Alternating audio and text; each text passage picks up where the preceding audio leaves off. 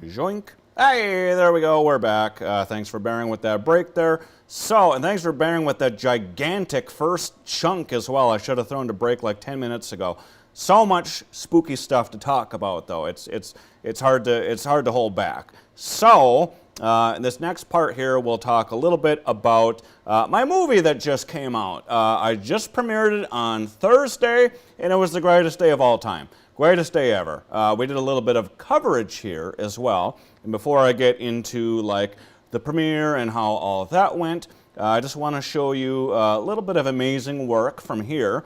Our morning reporter, Hannah Morgan, did a really, really nice job putting together a little mini pack about the promotion of my film. So we're just going to look at that in full here and, you know, take a quick peek, and then we'll be right back, and then, you know, we'll get into the next thing. So here it is. Embellished in a robe, topped with a crown and a pumpkin staff in hand, the self-proclaimed King of Halloween has returned for the season. And if this king looks familiar, well, he's the morning show director and host of Movie Mondays with Matt. The one, the only Matt Rasmussen. He's been taking his love of films and all things spooky to create a film called The King of Halloween Movie Special Part 1, a film that's been decades in the making. So this film has been 30 years in the making, so what makes it so special to you? It's literally my life. You literally see my life on screen for an hour and 37 minutes from literally birth until year 30 of my life. So you're coming to see the personality of this cute little kid that grows up to become the King of Halloween. It's a film that aims to answer the who, what, when, where, and why of the King of Halloween. So do you think there's anything that people might be surprised by? I think the most surprising thing is that viewers will see a lot of themselves in what is happening, because there's a lot of nostalgia that I touch upon in this movie. And after 10 years of editing the film in its entirety, the world finally gets to see it on the big screen. Time for the King of Halloween Movie Special.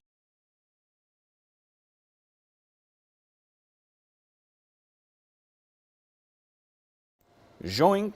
Yay, there it was. How cute, how well done. Thank you, Hannah, for putting that together. Thank you, morning team, for helping to get that whole thing together and bearing with me during the promotion of the film and everything. Yeah, so that aired on Thursday, and that aired because I had Thursday off. I had to worry about the premiere and all that good stuff. Also, another little clip I could show, but I didn't put it in the system here. I did a little interview on Northern Life that day as well. Rye Guy interviewed me, and we talked about the movie and everything that went into. I opened up donations for Ronald McDonald House for that night, and yeah, it was amazing. Rye Guy's always the best. He's a good interviewer and just a good guy all around. So thank you for having me on for that as well, Rye Guy. Now to the movie itself, which was amazing, by the way. I think the turnout was great for a Thursday. And some people did show up because they saw the coverage and were just kind of curious about what this was going to be. I think, yeah, it was just a great night. It was a good night for local film altogether, because a lot of local filmmakers showed up to see what this was. And so we had a fun little, I'll just show you the pictures here. Let's just get into the pictures so you can see what I'm talking about. There we go, okay. I always turns my mic off when I do the videos here. So this is us here. This is the main cast standing at the actual premiere. There's our friend Don brought on these cute little balloons at the bottom there. So there's that. There's from left to right, there's my buddy Sean Zarn there on the left. He plays the mayor of Halloween. There's our good buddy Cassie there.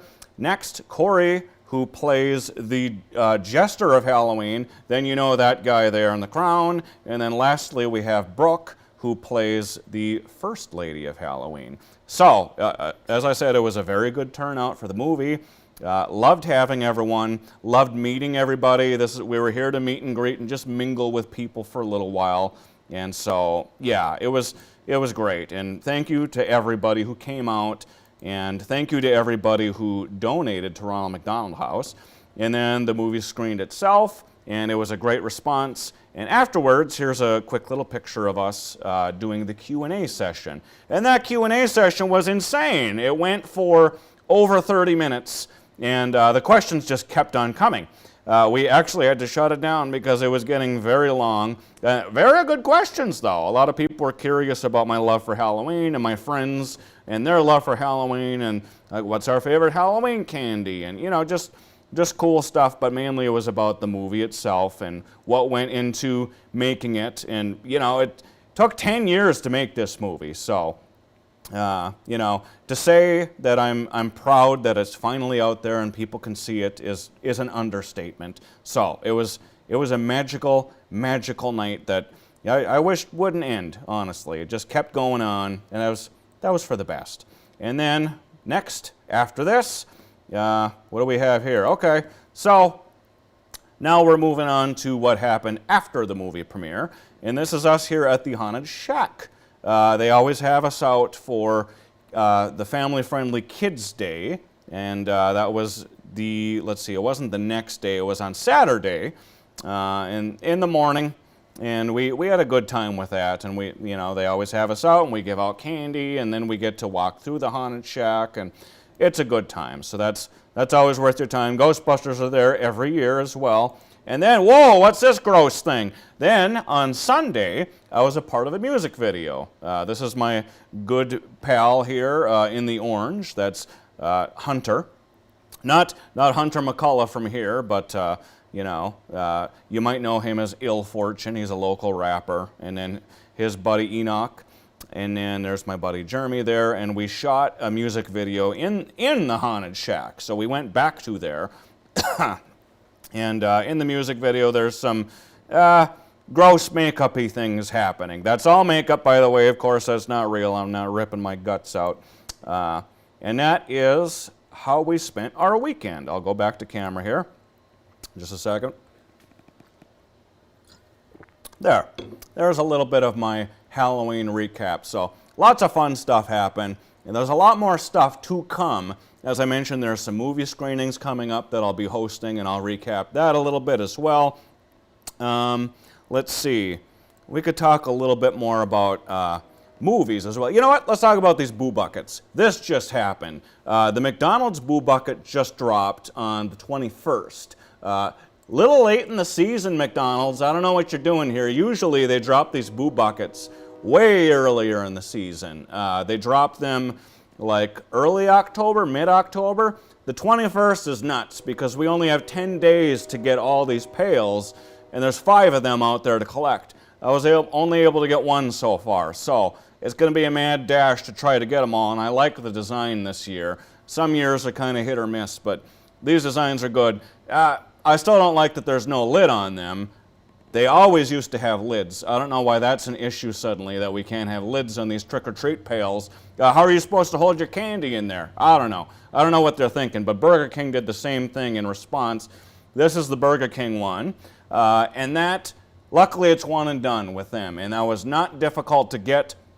It was just on the app. You go to their Spooky Season app. I ordered all their stuff so far. They have like jack-o'-lantern, Whopper, and they have these, excuse me, chicken tenders that are shaped like bats. And then they have mummy, mozzarella sticks. It was all good. It was cool to see the spooky menu back. And then the Boo Bucket is just an item on the menu. So if you're on the app, you just drop it into your basket like it's a food, a piece of food. And then there it is. It's all yours. So that's good. Yeah, Boo Buckets. Done with that. Let's talk about movies for a little bit. If indeed I was able to do a movie special, normal, Movie Monday segment this week, I would have talked a little bit about Trick or Treat. And I teased ahead to Trick or Treat a little bit a few weeks ago.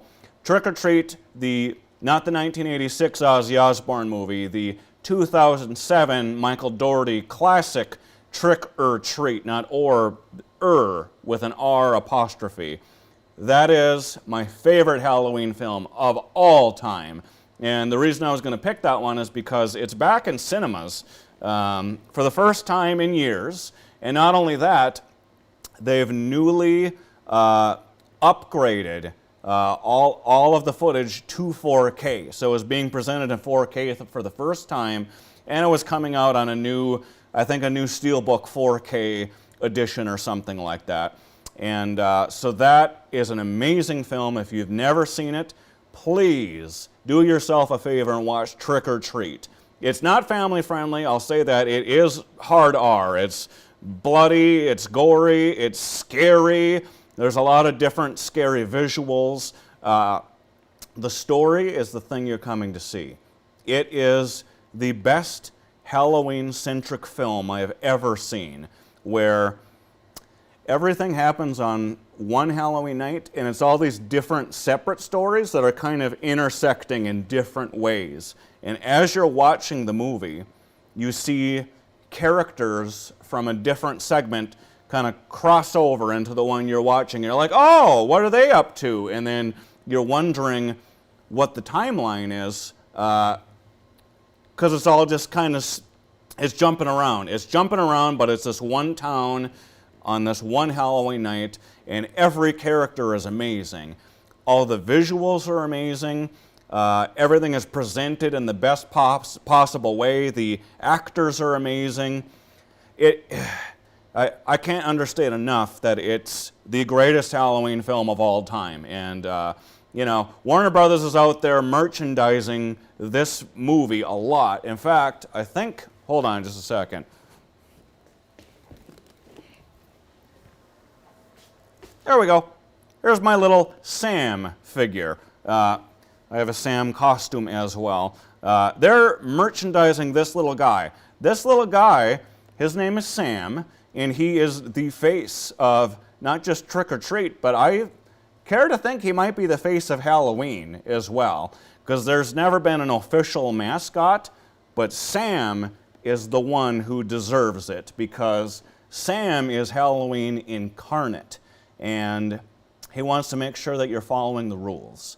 He wants to make sure you're respecting Halloween, and that Halloween's not being line jumped by other holidays, because when it's October, it's spooky season. Celebrate spooky season and let it have its time. You know what I'm saying? Show a little respect to Halloween. Santa Claus, I'll just call you out. Santa Claus, stop trying to line jump. It's spooky season. There's time for you. There's time for the turkey, and there's time for you. Let Sam have his moment. It's October, okay? You can wait your turn. No one likes a line jumper. That's the end of that rant. Anyway, so Sam is Halloween incarnate, and he wants to just, you know, spread joy. Sometimes he does it in maybe not the most family-friendly ways, but he wants to make sure that Halloween is being respected and loved and embraced. And, you know, what more can you say about it than that? So, Sam is a good icon. Trick or Treat, best Halloween movie ever. Hopefully I do get to make it a flick of the week at some point, but who knows? It'll be a year out by then, and who knows if it's even coming back to theaters again next year. I really hope that they greenlight that sequel. They announced a sequel in 2013. They even had a title with Trick or Treat 2 written up, and it has yet to come out. Because, you know, it's difficult to get a movie made with the studio system and everything. And even though they are merchandising this little guy and putting him on everything, Warner Brothers knows that they have something here. It's still difficult to get part 2 made. And the script is done. Michael Dougherty's waiting. He said he's very happy with the script. And, you know, we just need to be patient and let it happen now. It deserves to be a franchise. And that's, you know, when an amazing original property comes out, it's like, you know, I don't know how I feel about sequels, but this, we need this. The world needs Trick or Treat 2 to happen. So, anyway, if you haven't seen Trick or Treat, please go out and watch it. Okay, that's the end of that little rant. So there's my little Halloween movies talk right there. lastly, I can tease ahead to next week a little bit. So it'll be back to Movie Mondays like normal, and hopefully there's no craziness with the time slot again here, and I'll get my normal hits and everything. I'll drop a little tease to what my flick of the week is. It's not, it's another Halloween movie, of course. It's not Trick or Treat, but it is an eternal Halloween classic that is being re-released as well. And it seems like it comes out every year back to theaters because it's so loved, and it is a massive franchise as well. So there's your little hint at what next week is going to be. And I'll have a version of the King of Halloween that fits that theme as well. So I think I covered everything here. This was a gigantic episode. So thanks for bearing with me here. Thanks for sitting through this whole thing and listening to the whole rant. Next week, I also hope to have a special guest on. May or may not happen, but we will see what happens. You never know what happens with schedules and things. So that is it for this edition of the King of Halloween special on stream on the Northern News Now Plus app. And tune in next week and go out there and have some fun this weekend. And until then, stay spooky, my friends.